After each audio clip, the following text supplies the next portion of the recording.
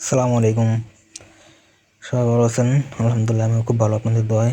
সবাই যারা যারা বলেন না যে আমাদের আমির হামজা সাহেব নাকি উল্টাপাল্টা কোনো কিছু বলে, তাদের জন্য এই ভিডিওটা দেখে যাবেন সবাই মনোযোগ সহকারে। কিছুদিন আগে আমির হামজা এক জায়গায় ওয়াজ করছে, খাদিজাতুল কুবরার পুরা জীবনী পড়লাম।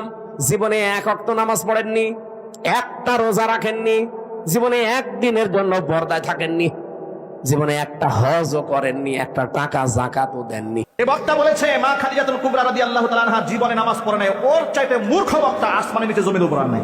বাংলাদেশের একটা আন্তর্জাতিক মিথ্যাবাদী আছে, আন্তর্জাতিক চাপাবাজ আছে।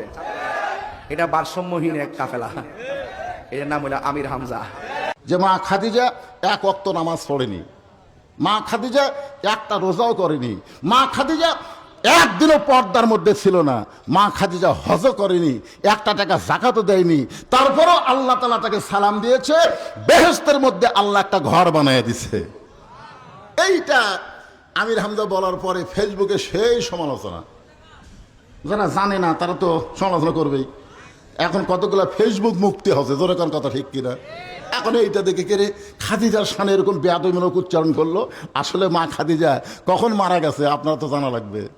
আল্লাহ রাসূল যে মেরাজ করেছেন, মেরাজ করার কিছুদিন আগে মা খাদিজা দুনিয়া থেকে বিদায় নিচ্ছে। তাহলে মা খাদিজা যখন বিদায় নিল তখন নবী নামাজই পায়নি, নামাজ পাইছে মেরাজের রজনীতে 5 ওয়াক্ত। তাহলে খাদিজা মারা গেল কখন? নামাজ পাওয়ার আগে না পরে? তা আগে যদি মারা যায় নামাজ কোথায় পড়বে? হিজরির 2য় সালে আল্লাহ তাআলা রোজা দিছে। নবী মক্কা থেকে মদিনায় হিজরত করার 2 বছর পরে আল্লাহ রোজা ফরজ করেছে। এখন আপনারা বলেন, খাদিজা যখন মারা গেল তার কত বছর পরে? 3 বছর আর 2 বছর, 5 বছর পরে আল্লাহ রোজা দিল। তাহলে খাদিজা রোজা কোথায় করবে?